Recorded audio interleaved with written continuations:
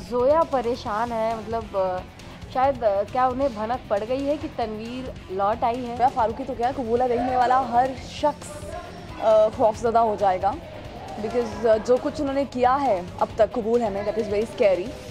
And अभी तो मुझे यही इसी बात का डर है कि व्हाट नेक्स्ट। वो आ गई हैं, इससे ज़्यादा तो वो कुछ नहीं कर सकती, वो मुझे मार ही डालें, और मारने की भी कोशिश she has tried it so many time. अब क्या बच्चा है, मुझे कोई आइडिया नहीं है।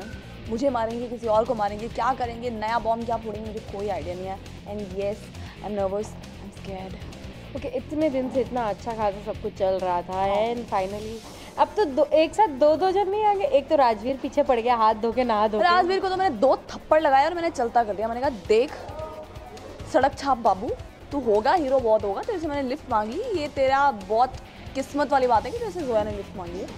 लेकिन अब ओके, जोक्स आर पार्ट, वैसे ये सीन करते हुए मुझे बहुत ज़्यादा मज़ा आया, बिकॉज कहीं ना कहीं इस सीन का हम you know the base of the scene was a message. हम वाकई में मैसेज देना चाहते थे लोगों को कि जीन्स पहनना, आई डोंट नो आप कपड़ों से कैसे जज कर सकते हो किसी लड़की को। किसी ने सलवार कमीज़ पहनी है वो शरीफ लड़की है, किसी ने स्कर्ट पहनी है, जीन्स पहनी है वो शरीफ नहीं है। मुझे ये कॉन्सेप्ट ही समझ में नहीं आता। कहीं पहले उससे कैसे सबक सिखाना है, कुछ सोचा है? देखिए, थप्पड़ तो मैंने उसको मार दिए हैं, 2 रख के कस के एकदम। और उसके अलावा ये जो सीन है, ये करते हुए हमें इसलिए ज़्यादा अच्छा लगा क्योंकि इस सीन के पीछे देयर वाज अ मैसेज। मैं तो पर्सनली सबको ये बताना चाहती हूँ कि please, it's a very wrong और वेरी बेसलेस थिंग कि आप कपड़ों से किसी लड़की को जज करें। हम तो कभी नहीं जज करते कि किसी लड़के ने कुर्ता पजामा पहना हुआ है वो अच्छा है, किसी ने जीन्स पहनी हुई है तो अच्छा नहीं है। No, a person is a person. आप कपड़ों को देख के और उसके एटीट्यूड को देख के, अब किसी लड़की को कंफर्टेबल लगता है रात को बाहर जाना अपने काम से, तो वो जा रही है, राइट। और मतलब जीन्स पहनना उसको अच्छा लग रहा है तो वो पहन रही है। प्लीज़, एक्चुअली अगर कोई लड़की आपके साथ हंस के या पोलाइटली बात कर रही है, दैट डजंट मीन कि वो लड़की पता नहीं कैसे अजीब करेंगे, उसका कोई कैरेक्टर नहीं है। ये तो इस स्टूपिड सी मेंटालिटी को और इस रॉन्ग मेंटालिटी को चेंज करने की बहुत ज़्यादा ज़रूरत है।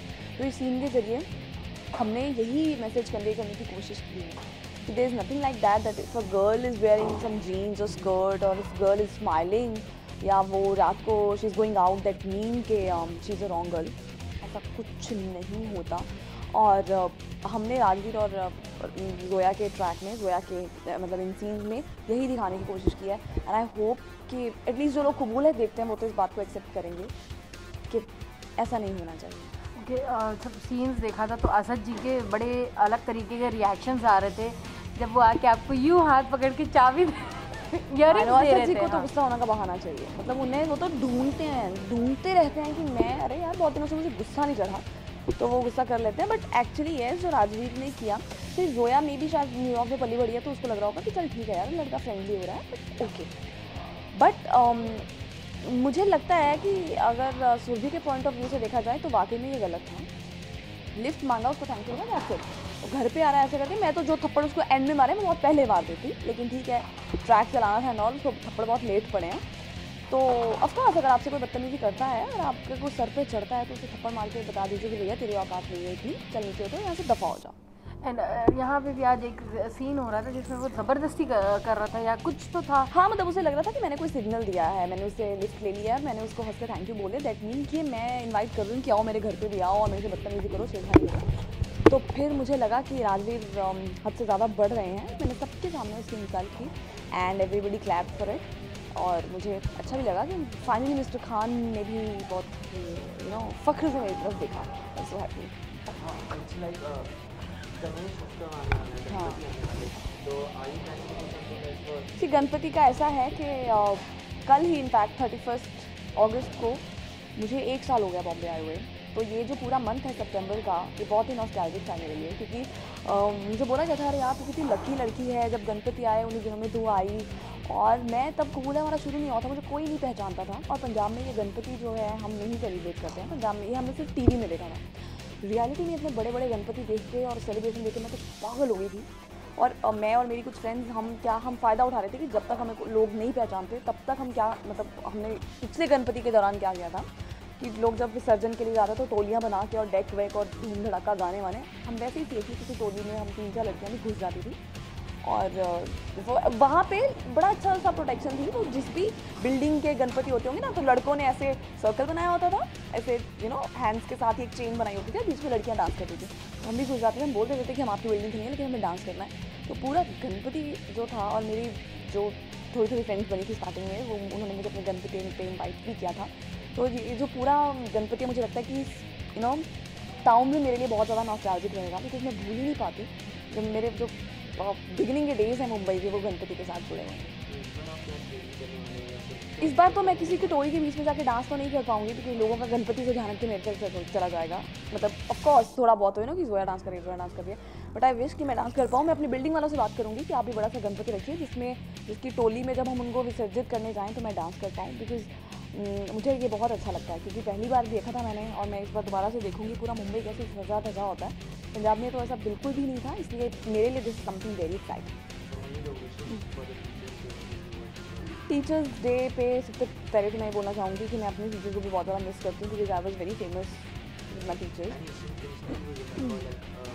हाँ, मेरी एक मैम थी, मिसेस डॉक्टर नीलम अरुण मित्तू, वो अभी प्रिंसिपल हैं। उस टाइम पे वो हेड ऑफ द डिपार्टमेंट थी, आई गेस थिएटर्स की या कुछ। तो मुझे बोलती थी कि सुरभि तू इतनी शरारती है, और मतलब कभी कोई तो मन होता है कि अपनी मर्जी करती रहती है एंड ऑल दैट वो, बट ना ठीक है, तू जैसी है वैसे ही रहना और चेंज मत होना, कोई बात नहीं। मेरे जैसे लोग इंशाल्लाह तुम्हें मिलते रहेंगे फ्यूचर में, भी संभालने वाले एंड ऑल दैट। बट वो टीचर ऐसी थी, मैं जितनी मर्जी उनके साथ शरारतें करती थी एंड ऑल दैट, बट बहुत ट्रस्ट करती थी मेरे ऊपर। कुछ भी ऐसा नहीं करेगी जो बहुत ही बदतमीजी वाला हो, या टीचर्स के साथ कभी फ़ायदा नहीं उठाएगी इस चीज़ का। तो मैं बहुत ज़्यादा मिस करती हूँ इस चीज़ को। और मेरे को याद है, I really want to mention this incident. तब मैं नर्सरी में थी, मतलब मैं पहली बार स्कूल गई थी, और मैं इतनी अच्छी बच्ची थी कि मैं स्कूल में बिल्कुल नहीं रोती थी, मैं हंस के स्कूल जाती थी। मेरी मम्मी बोलती थी वाह कितनी अच्छी होती है मेरे से। तो तृप्ता मैम थी हमारी नर्सरी की teacher, I still remember her face. मुझे नहीं पता वो कहाँ है, स्कूल में है या नहीं है, बट नर्सरी वाले स्कूल में ऐसा हुआ था। She was wearing a sari, और मुझे शायद कुछ पानी पीने जाना था, कुछ छोटे बच्चों को तो कहीं जाना ही होता है क्लास के बाहर। तो मैंने बोला मैम ने 2 बार मेरी आवाज़ नहीं सुनी, मैंने तीसरी बार ऐसे उनको टैप किया शोल्डर पे। मैंने कहा मैम मुड़े। I still remember her face, चश्मा लगाती थी, जोड़ा करती थी। मैंने बोला बेटा कभी बोला ऐसे करके नहीं बुलाते। और ट्रस्ट नहीं, मैंने आज तक कभी अपनी टीचर्स का कुछ बातें ना प्रिंट हो जाती हैं आपके दिमाग में। तो मैम ने बहुत प्यार से मुझे बोला ऐसे ऐसे करके कभी किसी को नहीं बुलाते। तो मतलब मुझे तृप्ता मैम आपको ये बोला मम्मी, मुझे अभी तक ये बात याद है, किसी को ऐसे ऐसे करके बहुत गंदा लगता है तो नहीं बुलाते। थैंक यू सो मच कि आपने मुझे वो बात सिखाई। विशेष तो मैं यही बोलना चाहूँगी कि प्लीज़ अपने टीचर्स की रिस्पेक्ट कीजिए। आई नो बहुत जोक्स होते हैं टीचर्स को लेके ना, कॉलेज में, स्कूल में टीचर ऐसा, लेकिन कहीं ना कहीं आपको सिखाने आया, कहीं ना कहीं उन्हें आपसे ज़्यादा नॉलेज है। तो कोशिश कीजिए सिर्फ उनकी ऐसी बातों को सीखने की जो आगे जाके आपके काम आ सकती हैं। प्लीज़ रिस्पेक्ट कीजिए।